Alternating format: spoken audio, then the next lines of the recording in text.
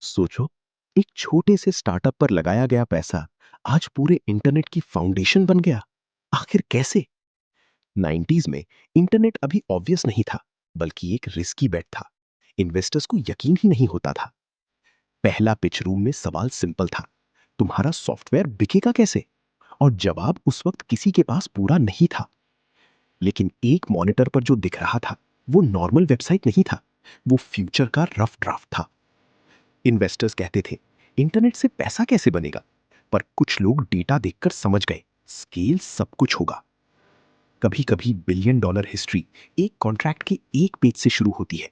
बस एक सिग्नेचर और सब कुछ मूव कर जाता है। आज जो ऑब्वियस लगता है, उस दिन कई इन्वेस्टर्स को मजाक लगा। इसी डिसबिलीफ ने उनका बड़ा मिस बनाया। लेकिन रियल स्टोरी ऑफिस में नहीं, गराज और डॉम जैसी जगह पर चल रही थी। वहां स्लीप से ज्यादा स्पीड इंपॉर्टेंट थी।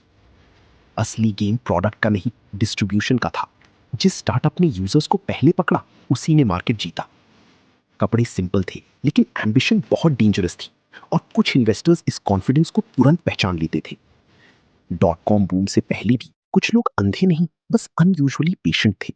उन्होंने फ्यूचर को टाइमिंग के बिना भी बाय किया। और फिर कियोस आया।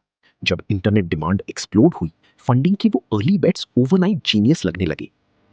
वैल्यूएशन का रूल बुक भी इसी दौर में बदला। जहां पहले नंबर्स छोटे थे, वहां फ्यूचर सडनली ह्यूज दिखने लगा। एक इन्वेस्टर का यस दूसरे इन्वेस्टर्स के लिए सिग्नल बन गया। फिर मनी की लाइन सिर्फ एक कंपनी तक नहीं। आर्काइव पेपर्स में सबसे बड़ा क्लू छुपा था। उस वक्त लिखा गया रिस्क बाद में हिस्ट्री का रोड मैप निकला। और जब एग्जिट आया, तब सबको समझ में आया, ये सिर्फ इन्वेस्टमेंट नहीं, एम्पायर का एंट्रेंस फी था। जो इन्वेस्टर्स हंसा करते थे, वो बाद में क्वाइट हो गए, क्योंकि मार्केट ने उनका जोक उनका लेसन बना दिया। नेटवर्थ का मीनिंग भी बदल गया। इंटरनेट स्टार्टअप्स ने दिखाया, कभी कभी पेपर पर लिखी रिस्क ही रियल फॉर्च्यून होती है।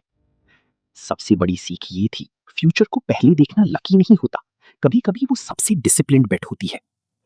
लेकिन एक चीज हमने अभी कवर नहीं की, कौन सा इन्वेस्टर सबसे पहले सबसे बड़ा विनर बना, वो नेक्स्ट वीडियो में देखेंगे।